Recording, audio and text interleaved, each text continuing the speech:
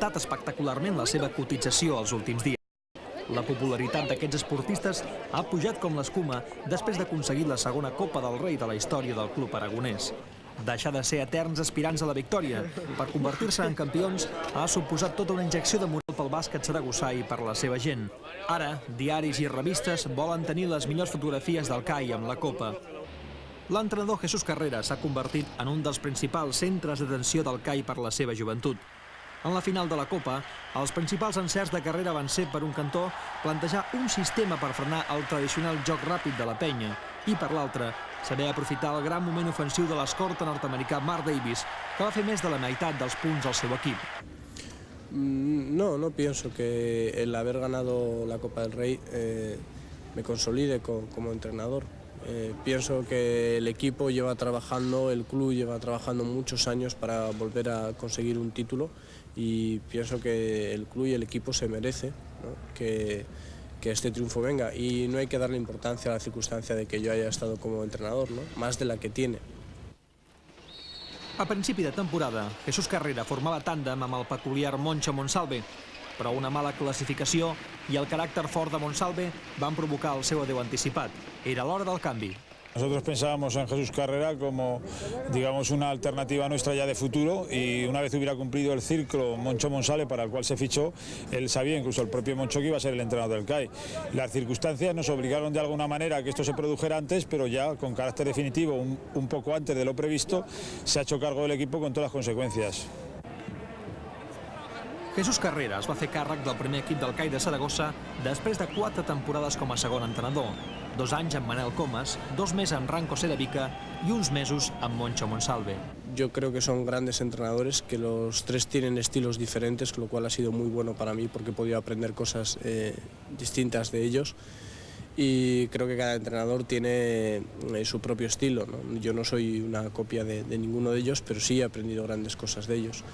Y si tuviera que decir algo en especial de cada uno de ellos, pues de Manel hablaría de su dirección de equipo, ¿no? Y de lo ganador que es él. De Ranko Seravica hablaría de la educación deportiva, lo que es saber estar entrenando en un equipo y preocuparte de la formación de los jugadores. Y de Moncho, sobre todo, cuestiones tácticas. Amb només 24 anys, Jesús Carrera és l'entrenador més jove del bàsquet espanyol d'èlite. L'afició al bàsquet el va portar a jugar amb els equips inferiors del CAI. En l'últim any com a júnior, fins i tot es va proclamar campió d'Espanya. Però Chuchi, que és com el va batejar Quino Salvo, un dels seus primers entrenadors, va preferir començar la seva carrera com a entrenador abans que continuar jugant. Ara li toca alliçonar jugadors més grans que ell i amb molta més experiència en el bàsquet espanyol d'alta competició. Tiene ventajas e inconvenientes. Ventajas, pienso que conoces mucho la problemática que tienen los jugadores, ¿no? De alguna manera no estás cansado de la dinámica que tiene la liga, ¿no? Eres más trabajador porque tienes más ilusión.